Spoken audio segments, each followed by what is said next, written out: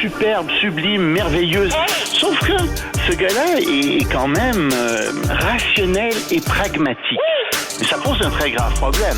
Je t'assure qu'il n'y a aucun politologue sérieux qui va te dire « Oh, j'ai le droit !» Un politologue, pas comme les autres. Loïc Tassé. C'est pas le temps de faire ça.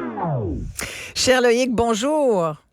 Bonjour, comment ça va? Ça va très, très bien. Très, très bien. Merci d'être avec nous pour ce balado, Loïc. On va parler d'entrée de jeu d'un problème qui est une crise, en fait, majeure, une crise des opioïdes dont on parle un peu, mais peut-être pas assez à la hauteur du drame que ça représente pour les gens qui sont tombés sous le joug, entre autres, du fentanyl, pour le nommer le fentanyl qui décime des populations chez nous, au Québec, au Canada et aux États-Unis, d'ailleurs. Et c'est ce que de plus en plus de gens commencent à dire, là. Il faut que ça devienne un enjeu majeur. Oui, un peu aussi en Amérique latine, mais c'est principalement aux États-Unis, au Canada où est le problème. Et si tu veux, c'est un sujet, moi, que j'ai commencé à regarder parce que Joe Biden et Xi Jinping, la semaine dernière, en avaient parlé pendant leur réunion. Et bon, les États-Unis ont dit oui, il faut que la Chine cesse d'exporter des produits qui servent à fabriquer tout ça. Alors, j'ai été voir les chiffres, j'ai été voir ce qu'il en était. C'est épouvantable. Il y a 70 000 personnes aux États-Unis qui meurent chaque année à cause d'une surdose de fentanyl. J'ai regardé à titre de 70 000 par année. Ouais. Pour les opioïdes, en général, on est à 113 000 personnes, mais juste le fentanyl, c'est 70 000 personnes qui meurent. J'ai regardé, à titre de comparaison, combien de gens mouraient pendant la Deuxième Guerre mondiale, combien de soldats mouraient aux États-Unis, enfin, d'Américains mouraient, c'est 80 000. Alors, on a ici des chiffres qui sont comparables à ceux de la Deuxième Guerre mondiale en termes de mortalité chez les Américains. C'est quelque chose de très grave. Écoute, et ce sont des hommes jeunes qui, en général, qui meurent de ça, qui ont moins de 50 ans. Et à lui seul, le fentanyl fait plus de victimes que toutes les autres drogues réunies. C'est devenu, aux États-Unis, la première cause de mortalité chez les hommes de moins de 50 ans. Alors, tu dis un instant, là, qu'est-ce qui est en train de se passer? D'où est-ce que ça vient? Et on s'aperçoit qu'en fait, c'est une drogue qui existe depuis longtemps, mais qui est fabriquée en Chine depuis des dizaines d'années, qui depuis 10 ans environ est exportée massivement aux États-Unis. Sauf que les exportateurs chinois commencent à sentir la soupe chaude. Puis on se dit, désormais, on va plus exporter le fentanyl comme tel.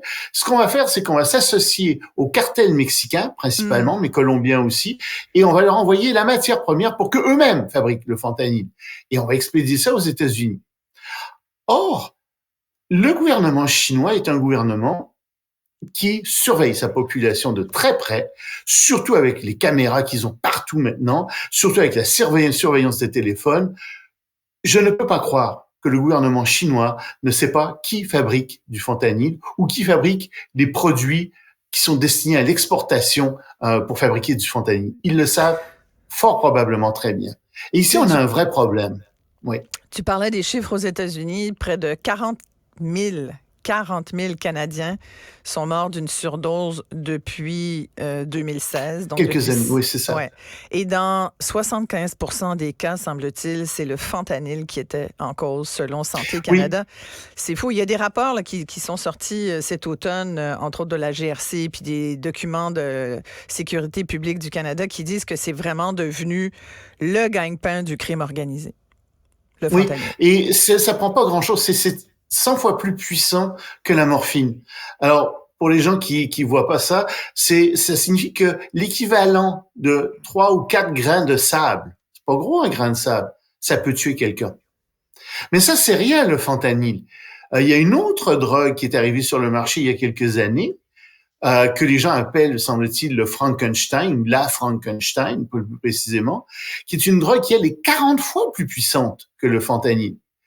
Et il paraît que simplement toucher avec son doigt cette drogue peut tuer parce que on l'absorbe par les pores de la peau et c'est 40 fois plus puissant que le fentanyl. Ça peut tuer aussi.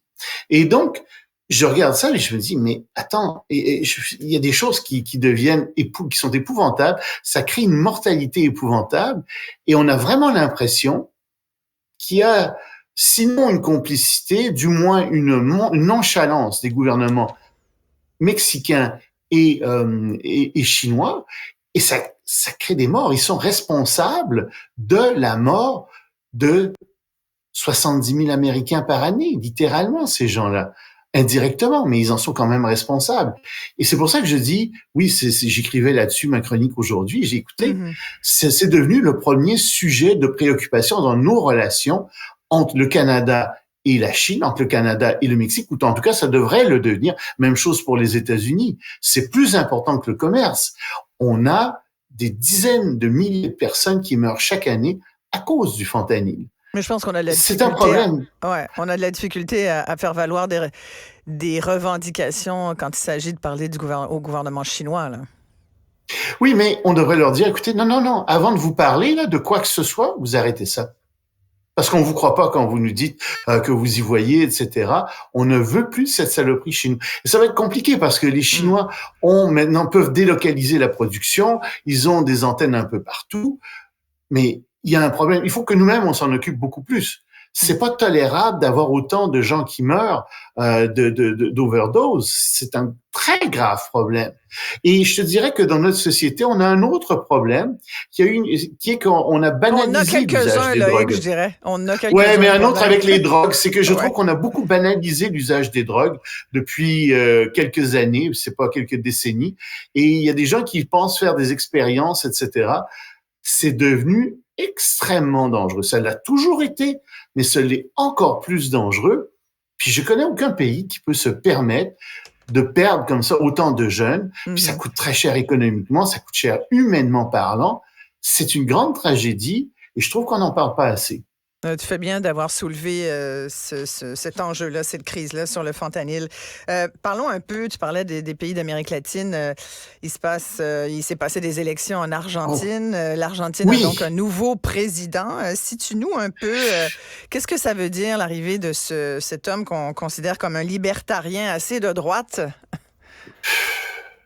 Je lisais sur lui aujourd'hui, c'est quelqu'un qui est effectivement complètement de droite. Il veut fermer la banque centrale, il veut se débarrasser du pesos argentin, il veut fermer la plupart des ministères du pays, les 2/3 des ministères du pays. Il ne croit pas au changement climatique, ça fait partie de qui a rien à faire avec tout ça. Mais c'est surtout quelqu'un qui est très religieux.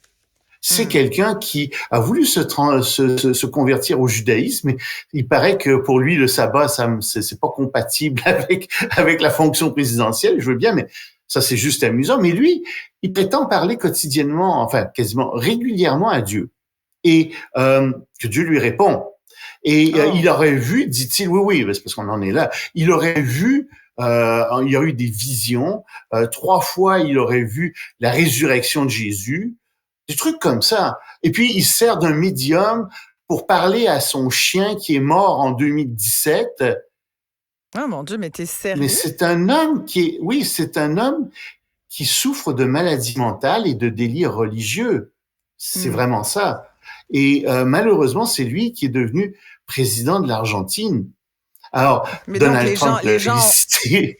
Mais oui, on disait qu'il avait une certaine parenté avec Donald Trump dans les idées, en tous les cas. Idéologiquement. Donald Trump est appuyé par des fondamentalistes religieux qui sont les évangélistes aussi.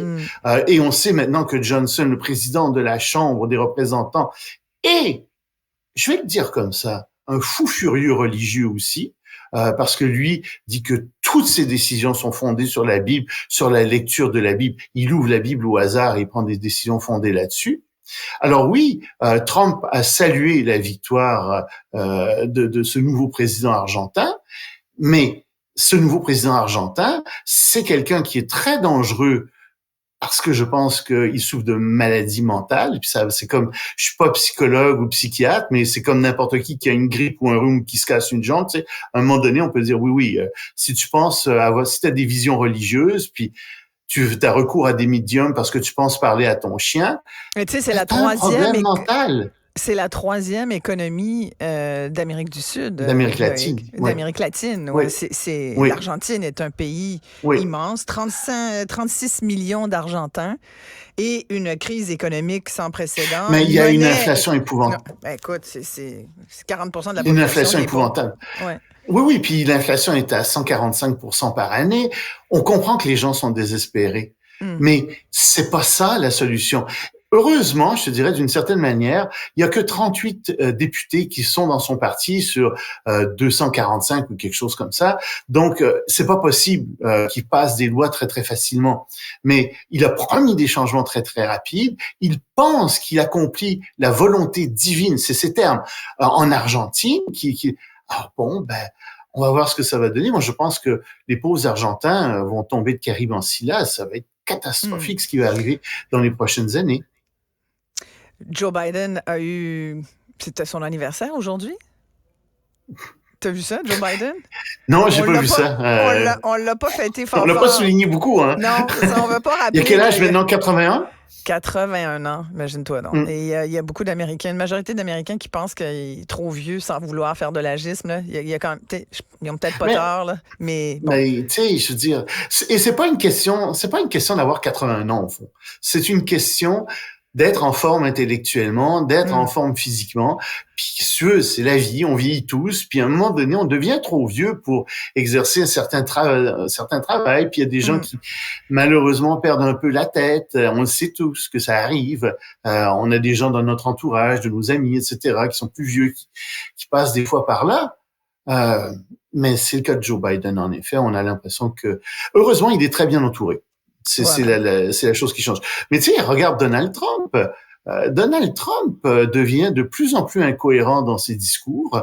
Il est de plus en plus fatigué, harassé. Qu'on le voit au coin de la caméra quand la caméra est pas sur lui.